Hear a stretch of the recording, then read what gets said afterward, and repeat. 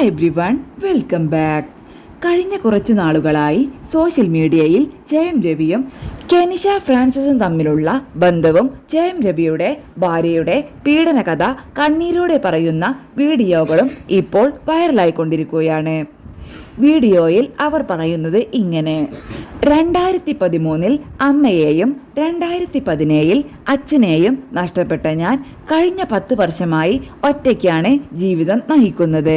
18-ാം വയസ്സിൽ വിവാഹിതയായെങ്കിലും ആ ബന്ധം 4 മാസം മാത്രമേ നിന്നുള്ളൂ. ആ സമയത്ത് ഗർഭിണിയായിരുന്നു. എന്നാൽ കുഞ്ഞ് നഷ്ടപ്പെട്ടു.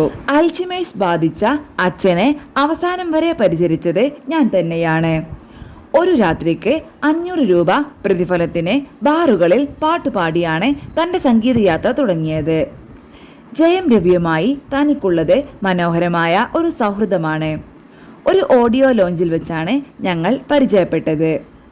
മാനസികമായ പിന്തുണയും തെറാപ്പിയും ആവശ്യമായി വന്ന ഘട്ടത്തിൽ അദ്ദേഹം തന്നെ സമീപിച്ചു. ഒരു സുഹൃത്തായി താൻ കൂടെ നിന്നു. ഒരു കുഞ്ഞിനെ നഷ്ടപ്പെട്ട ഒരു സ്ത്രീ എന്ന നിലയിൽ ഞാൻ ഒരിക്കലും മറ്റൊരാളെ അവരുടെ കുട്ടികളിൽ നിന്ന്, കുടുംബത്തിൽ നിന്നോ അകറ്റാൻ ശ്രമിക്കില്ല.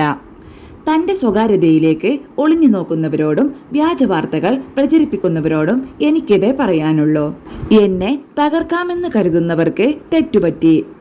അവിടുത്തെ ജീവിതം അത്രത്തോളം മടുത്തിട്ടാണ് ഞാൻ ഇറങ്ങി വന്നത്. എന്നെ എൻ്റെ മക്കളെ കാണാൻ അവൾ അനുവദിക്കുന്നില്ല. അവരുടെ ഫോൺ പിടിച്ചു വാങ്ങി വെച്ചിരിക്കുകയാണ്. അവരെ സ്കൂളിൽ വിടുന്നത് പോലും ബോഡി ഗാർഡ്സിനെ വെച്ചാണ്.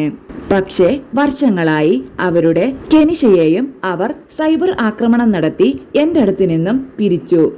പക്ഷേ അവൾ എവിടെയാണെങ്കിലും സന്തോഷമായിരിക്കട്ടെ. ഞാനിപ്പോൾ എന്നെ സ്വയം വേദനിപ്പിക്കാൻ തുടങ്ങി. മറ്റൊരിടത്ത് ജയം രവിയുടെ വാക്കുകൾ ഇങ്ങനെ: ഞാൻ സമ്പാദിച്ച കാശ് പോലും എന്നെ കൊണ്ട് ഉപയോഗിക്കാൻ സമ്മതിക്കുന്നില്ല. ചെറിയ തുക പിൻവലിച്ചാൽ പോലും ഉടൻ കോൾ വരും. കാരണം എനിക്ക് സ്വന്തമായി ഒരു ബാങ്ക് അക്കൗണ്ട് ഇല്ല. ഒരു ജോയിന്റ് അക്കൗണ്ട് മാത്രമാണ് ഉള്ളത്. എന്നെ അത്രമാത്രം ടോർച്ചർ ചെയ്തു. ഒരു ദിവസം ഞാൻ ഈ ലോകം വിട്ടുപോകും. പക്ഷേ അതിനു മുന്നേ എന്നെ വിഷമിപ്പിച്ചവരുടെ സമാധാനം ഞാൻ കെടുത്തും.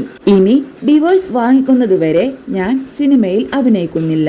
എൻ്റെ മാതാപിതാക്കൾ എന്നോട് പറഞ്ഞതാണ് ഇവളെ കെട്ടരുതെന്ന്. ഞാൻ അത് കേട്ടില്ല. ഇപ്പോൾ അനുഭവിക്കുന്നു.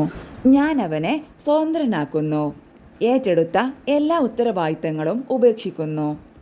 ലോകം ഇതിനകം വിധി തീരുമാനിച്ചു കഴിഞ്ഞ ഒരു മനുഷ്യനെ സംരക്ഷിക്കാൻ ശ്രമിച്ച ഞാൻ അതിനായി എന്നെ തന്നെ നൽകിയിട്ടുണ്ട്. എൻ്റേതല്ലാത്ത യുദ്ധങ്ങൾ ഇനി പോരാടാനില്ല. സൈബർ ആക്രമണവും ഞാൻ എല്ലാം ഉപേക്ഷിച്ചു. ചെന്നൈ വിട്ടു. എൻ്റെ സംഗീതവും തെറാപ്പിയും സോഷ്യൽ മീഡിയയും ഉപേക്ഷിക്കുന്നു. ഫെമിനിസം ജയിച്ചു. സന്തോഷം തോറ്റു.